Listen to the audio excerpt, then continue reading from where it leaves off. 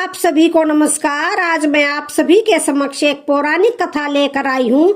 माता पार्वती के 3 प्रश्न। नंबर 1, कौन सी स्त्री समय से पहले विधवा हो जाती है। नंबर 2, कौन सी स्त्री को जीवन में कभी सुख नहीं मिलता है। नंबर 3, कौन सी चीज पत्नी पति को मांगने पर भी नहीं देती है। तो श्रवण करते हैं ये कहानी। एक बार भगवान शिव कैलाश पर्वत पर बैठे थे तो माता पार्वती भगवान शिव से मिलने के लिए जाती है और कहने लगती है, प्रभु जब मैं आपसे मिलने के लिए आ रही थी तो मेरी नजर मृत्यु लोक पर पड़ी। वहां मैंने क्या देखा कि 3 स्त्रियां जो आपस में सहेली थी, उनमें से 2 स्त्रियां विधवा होकर के दुखी जीवन जी रही थी, जबकि एक स्त्री सुहागन होकर के अपने पति के साथ सुखी जीवन जी रही थी।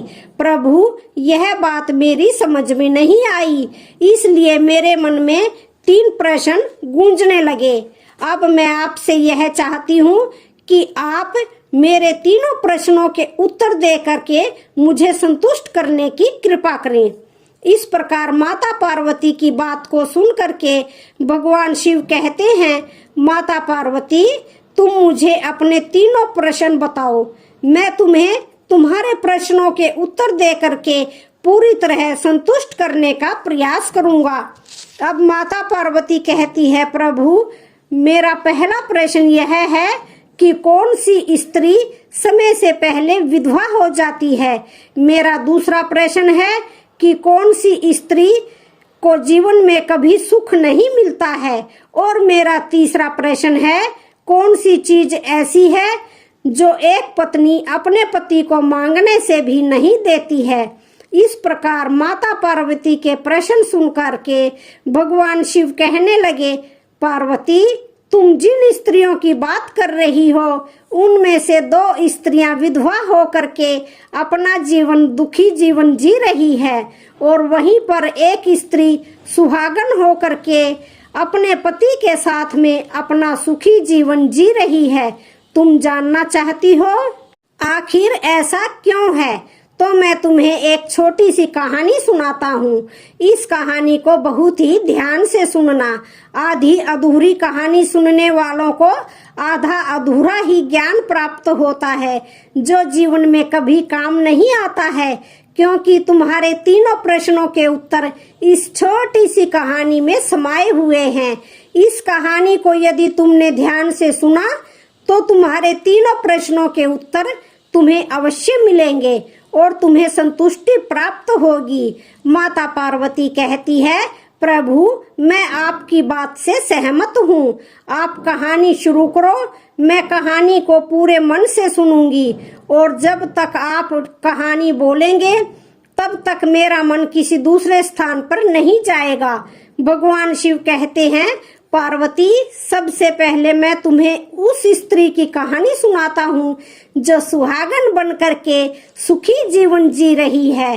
देखो जिस सुहागन स्त्री की तुम बात कर रही हो, वो सुहागन स्त्री एक राजा के नौकर की पत्नी है और जिस नौकर की वो पत्नी है, उस नौकर को अपनी पत्नी पर पूरा विश्वास और भरोसा है कि वो पतिव्रता है, जिसकी महिमा वो अपने साथियों में बार बार करता है। अब देखो एक दिन की बात है, उस राजा के नौकर ने अपनी पत्नी की प्रशंसा इतनी करी कि बात धीरे धीरे फैलते हुए राज दरबार तक पहुंच गई। फिर उस राजा ने अपने नौकर को बुलाया और उस नौकर से कहा कि तुम हर किसी से अपनी पत्नी की प्रशंसा करते रहते हो कि तुम्हारी पत्नी पतिव्रता है। क्या वास्तव में तुम्हारी पत्नी पतिव्रता है? क्या तुम्हें पूर्ण विश्वास है? भगवान शिव कहते हैं, पार्वती इस प्रकार राजा की बात सुन करके नौकर कहने लगा, महाराज मुझे पूरा विश्वास है कि मेरी पत्नी पूरी तरह पतिव्रता है। अब उसी समय पर राजा का महामंत्री कहने लगता है, यदि मैं तेरी पत्नी का पतिव्रत धर्म खंडित कर दूं तो मुझे क्या सजा मिलनी चाहिए? तो वो तो नौकर ने कहा, यदि तुम मेरी पत्नी का पतिव्रत धर्म खंडित कर देते हो तो महाराज मुझे फांसी लगा देना। अब वो राजा का नौकर भी मंत्री से कहता है, महाराज यह मेरी पत्नी का पतिव्रत धर्म खंडित नहीं कर पाए तो इनको क्या सजा मिलनी चाहिए। तो राजा ने कहा, मंत्री को भी फांसी की सजा दी जाएगी। भगवान शिव कहते हैं, पार्वती इस प्रकार मंत्री ने स्वीकार कर लिया और नौकर से पूछा कि क्या वस्तु लाऊं जिससे तू माने कि मैं तेरी पत्नी का धर्म खंडित करने में सफल हुआ।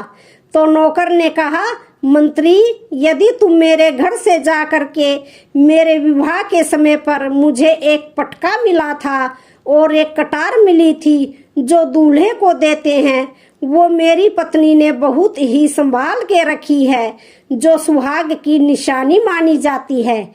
यदि पटका और कटार लाकर तू मुझे दिखा दे तो मैं मान जाऊंगा कि मेरी पत्नी का धर्म तूने पूरी तरह नष्ट कर दिया है। अब भगवान शिव कहते हैं, पार्वती शर्त स्वीकार हो जाने के बाद में वो मंत्री शहर में जाता है और एक दूती से जाकर मिलता है। वो दूती एक दूसरे से भिड़ाने का काम करती थी और जो काम कोई नहीं करता था उस काम को करने में वह सक्षम थी। फिर इस प्रकार उस मंत्री ने उस दूती को अपने स्वार्थ के लिए बुलाया और दूती से कहा, देखो इस नाम का एक व्यक्ति है, उससे मेरी शर्त लगी है। और फिर उसने उस शर्त के बारे में उस दूती को सारा सब कुछ बता दिया। फिर वो उस दूती से कहने लगा कि तू कैसे भी करके उस स्त्री से मेरा संपर्क करवा दे, तुझे जितना धन चाहिए मैं उतना धन दूंगा। भगवान शिव कहते हैं, पार्वती इस प्रकार मंत्री की बात सुन करके दूती कहने लगी, भाई तू उस औरत के बारे में बात मत कर, वह औरत पूरी तरह से पतिव्रता है, वो तेरी ओर देखेगी भी नहीं, तेरी शक्ल भी नहीं देखेगी और उसके परिवार वाले भी खूंखार हैं, तेरी खाल उतार लेंगे। तो मंत्री कहने लगा, ठीक है, यदि तू मेरा उनसे संपर्क नहीं करवा सकती है तो एक काम कर दे, उसके घर जा करके पटका और कटार चुरा कर ला दे और उसकी पत्नी के गुप्तांग के पास में यदि कोई चिन्ह हो तो वो चिन्ह भी मुझे देख करके बता देना, फिर मैं तुझे मुंह मांगा इनाम दूंगा। भगवान शिव कहते हैं, पार्वती यह बात दूती की समझ में आ गई। उसने कहा, ठीक है, मैं तुम्हारा काम अवश्य करूंगी। नौकर शहर में रहता था। दूती नौकर के घर जाती है और उसकी पत्नी से जाकर बोलती है, बेटी मैं तेरे पति की बुआ हूँ, मैं कई वर्षों के बाद आई हूँ। तो उस स्त्री ने कहा, आओ बुआ जी, मैंने आपको पहले कभी नहीं देखा इसलिए पहचान नहीं पाई। और इस प्रकार उस दूती को उस नौकर की पतिव्रता स्त्री ने बहुत बड़ा सम्मान दिया, मगर उसे क्या मालूम था कि यह उसके साथ में छल करने आई है। अब भगवान शिव कहते हैं, पार्वती इस प्रकार वो दूती उस पतिव्रता स्त्री के साथ में 2 दिन तक रुकी। जिस समय वो स्त्री स्नान करने लगी तो दूती उठ करके उस पतिव्रता स्त्री की कमर मलने लगी। उस पतिव्रता स्त्री ने बहुत मना किया, फिर भी वो दूती नहीं मानी और कहने लगी, मुझे तो बेटी से भी ज्यादा प्यारी लगती हो तुम, मना मत करो। काफी दिनों के बाद में मेरी तुम्हारे साथ मुलाकात हुई है। अब ऐसा कह करके वो दूती मुंह पर हाथ फेरने लगी। फिर आंखों को धोने के बहाने से उस दूती ने उस पतिव्रता स्त्री की आंखों में पानी मार दिया और उस स्त्री की आंखें बंद हो गई। इस प्रकार गुप्तांग के पास जांघ पर उस स्त्री के एक तिल था जो उस दूती ने देख लिया, बस उसका काम बन गया। उधर स्नान करने के बाद जब वो पतिव्रता स्त्री रसोई में खाना बनाने गई तो दूती को मौका मिल गया और उसने पटका और कटार उस नौकर के घर से चुरा लिए और वहां से चुपके से भाग गई और जा करके दूती ने वह पटका और कटार मंत्री को दे दिए और उस पतिव्रता स्त्री के जांघ पर तिल के निशान भी बता दिए। भगवान शिव कहते हैं, पार्वती फिर वो मंत्री पटका और कटार लेकर सीधा राजा के दरबार में पहुंचा और राजा से जाकर कहा, महाराज मैंने नौकर की पत्नी के पास में 2 दिन बिताए और यह पटका और कटार उसी के हाथों से लेकर आया हूँ। फिर तो राजा ने दरबार लगाया और नौकर को बुलाया तथा महामंत्री से सभा में पटका और कटार नौकर को दिखाने के लिए कहा। फिर राजा की आज्ञा पाकर मंत्री ने उस नौकर को पटका और कटार दिखाई और उसकी पत्नी की जांघ पर तिल भी बताया तो नौकर मान गया कि वास्तव में आज मेरी पत्नी ने अपना पतिव्रत धर्म पूरी तरह से भंग कर दिया। भगवान शिव कहते हैं, पार्वती फिर तो राजा ने फांसी का दिन 15 दिन के बाद रख दिया और कहा, नौकर को 15 दिन के बाद फांसी पर चढ़ाया जाएगा। और इस प्रकार नौकर से उसकी अंतिम इच्छा पूछी तो नौकर ने कहा, मैं अपनी पत्नी से अंतिम बार मिलना चाहता हूँ। भगवान शिव कहते हैं, पार्वती इस प्रकार राजा ने उस नौकर को आज्ञा दे दी कि ठीक है, तुम अपनी पत्नी से मिल सकते हो। फिर नौकर अपने घर आया और अपनी पत्नी से कहा कि तुमने मेरे साथ में बहुत बड़ा धोखा किया है। मैंने तुम्हारे विश्वास पर मंत्री से ऐसी शर्त लगाई थी कि राजा के दरबार में राजा के सामने मैंने कहा था कि मेरी पत्नी का पतिव्रत धर्म कोई भी नष्ट नहीं कर सकता है। कोई नष्ट कर दे तो मुझे फांसी लगा देना। अब मुझे 15 दिन के बाद फांसी लगा दी जाएगी। मेरे साथ विश्वासघात करके तुमने ठीक नहीं किया। भगवान शिव कहते हैं, पार्वती उस पतिव्रता स्त्री ने अपने नौकर पति को सारी बात बताई मगर उसे विश्वास नहीं हुआ और पुनः वो राजा के दरबार में पहुंच गया और फिर उसे कैद में डलवा दिया गया। अब उधर नौकर की पतिव्रता पत्नी ने परमात्मा को याद किया और राजा के दरबार में गई और राजा से नाच दिखाने की आज्ञा मांगी। भगवान शिव कहते हैं, पार्वती उधर नौकर की पतिव्रता पत्नी ने परमात्मा को याद किया और अपना भेष बदलकर राजा के दरबार में गई और राजा से नाच दिखाने की आज्ञा मांगने लगी, क्योंकि वो स्त्री बहुत ही सुंदर थी और उधर राजा शौकीन थे। इसलिए राजा ने आज्ञा दे दी कि सभी मंत्री आदि उपस्थित होकर के इस सुंदरी का नाच करवाने की पूरी व्यवस्था करें। भगवान शिव कहते हैं, पार्वती फिर तो सब मंत्री महामंत्री राजा आदि दरबार में उपस्थित हुए। फिर उस नौकर की पत्नी ने जब नाचना शुरू किया तो राजा को उस स्त्री का नाच बहुत ही सुंदर लगा। फिर राजा ने कहा, तुम मुझसे क्या मांगना चाहती हो? तुम जो भी मांगोगी मैं तुम्हें वही दूंगा। भगवान शिव कहते हैं, पार्वती फिर उस नौकर की पतिव्रता स्त्री ने कहा, महाराज आपकी सभा में मेरा चोर है जिसने मेरे रुपए लिए थे मगर आज तक वापस नहीं दिए, उसे फांसी की सजा दे दीजिए। अब राजा ने कहा, ठीक है, बताओ मेरे दरबार में तुम्हारा चोर कौन है, उसका नाम क्या है, मैं उसको फांसी की सजा अवश्य दूंगा। भगवान शिव कहते हैं, पार्वती फिर उस नौकर की पतिव्रता स्त्री ने कहा, महाराज आपका मंत्री मेरा चोर है, आप इसको फांसी की सजा दे दीजिए। और अब उधर जैसे ही मंत्री ने सुना कि यह सुंदरी मुझे अपना चोर बता रही है तो मंत्री कहने लगा कि महाराज मैं कसम खाकर कहता हूँ कि मैंने इसका कभी कुछ नहीं चुराया, मैंने इसको कभी आज तक देखा ही नहीं है, तो मैं इसकी चोरी कैसे कर सकता हूँ? मैंने आज तक इसकी शक्ल भी नहीं देखी है। अब भगवान शिव कहते हैं, पार्वती जैसे ही मंत्री ने कहा कि मैंने इस सुंदरी की शक्ल आज तक नहीं देखी है।